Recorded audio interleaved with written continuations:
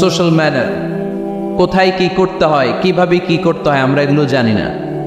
মানুষের সামনে কিভাবে কথা বলতে হয়, হাই আসলে এটাকে ঢেকে রাখতে হয়, কারো মুখের সামনে হাঁচি দেওয়া যায় না, মানুষের সামনে নাক খোঁচানো যায় না, এরকম অনেক সোশ্যাল ম্যানার আছে আমরা জানি না, আমরা খেয়ালও করি না। আল্লাহর হাবিব সাল্লাল্লাহু আলাইহি ওয়াসাল্লাম ধরে ধরে এই উম্মাকে সোশ্যাল ম্যানার শিখিয়েছেন, এমনকি ছোট্টদেরকে। আল্লাহর হাবিব সাল্লাল্লাহু আলাইহি ওয়াসাল্লামের কোলে এক ছোট্ট শিশু বসা।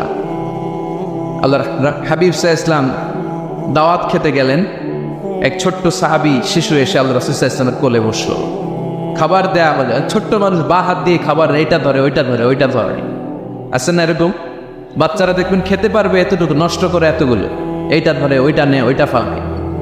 তো আল্লাহ রাসূল সাল্লাল্লাহু আলাইহি ওয়াসাল্লামের কোলে বসে ওই সাহাবা বা হাত দিয়ে এটা টানে ওইটা টানে এইটা ফালায়। আল্লাহ রাসূল সাল্লাল্লাহু আলাইহি ওয়াসাল্লাম বললেন, ইয়া গোলাম, এই পিচ্ছি, এই বাচ্চা, সাম্মিল্লাহ, তুমি যে হাত দিয়ে খাবার টানতেছো বিসমিল্লাহ বলছো, আগে বিসমিল্লাহ বলো। কুলবি আমিনিক, ডান হাতে খাও, বিসমিল্লাহ বলো। কুলবি আমিনিক, ডান হাতে খাও। ওয়াকুল মিম্মা ইয়ালিক, তোমার সামনে যেটা আছে ওইটা খাও, এরকম টানা নিচড়ে করো না। ওই সাহাবী বলেন, এই যে তিনটা কথা, তিনটা গাইডলাইন আল্লাহর হাবিব সাল্লাল্লাহু আলাইহি ওয়াসাল্লাম খাওয়ার আগে আমাকে দিয়েছিলেন, আমি মরার আগ পর্যন্ত এই গাইডলাইনের বাইরে কোনোদিন খাই নাই, সবসময় এভাবে। তো বাচ্চাদেরকে শিখাবে যে বিসমিল্লাহ বলো, ডান হাতে খাও, সামনে যেটা আছে ওইটা খাও। একবার আল্লাহ রাসূল সাল্লাল্লাহু আলাইহি ওয়াসাল্লামের প্রিয় দৌহিত্র মানে নাতি হাসান রাদিয়াল্লাহু তাআলা আনহু, আল্লাহ রাসূল সাল্লাল্লাহু আলাইহি ওয়াসাল্লাম খুব ভালোবাসতেন হাসান রাদিয়াল্লাহু তাআলা আনহুকে এবং হুসাইন রাদিয়াল্লাহু তাআলা আনহু, এই দুইজনকে। ওনারা দুই ভাই আল্লাহ রাসূল সাল্লাল্লাহু আলাইহি ওয়াসাল্লামের পিঠে উঠে আল্লাহ রাসূল সাল্লাল্লাহু আলাইহি ওয়াসাল্লামের ঘোড়া বানিয়ে খেলতো। সুবহানাল্লাহ বলবেন না?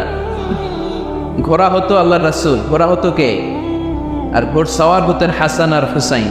আল্লাহ রাসূল সাল্লাল্লাহু আলাইহি ওয়াসাল্লাম বাপরি চুল রাখতেন, লম্বা চুল, ঘোড়ার ঘাড়ে যেমনি রশি থাকে, হাসান হোসেন রাসূল সাল্লাল্লাহু আলাইহি ওয়াসাল্লামের চুলগুলোরে ধরে টেনে টেনে এরকম ঘোড়া ঘোড়া ফেলতেন।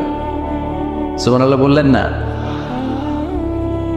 তো হাসান রাদিয়াল্লাহু তাআলা আনহু একবার যাকাতের খেজুরের স্তূপ ছিল, উনি যে ছোট্ট মানুষ, খাবার দেখলেই তো ছোট্ট বাচ্চারা খেতে আরম্ভ করে, এটা কি নিজের খাবার, হালাল না হারাম এগুলো তো খেয়াল করে না।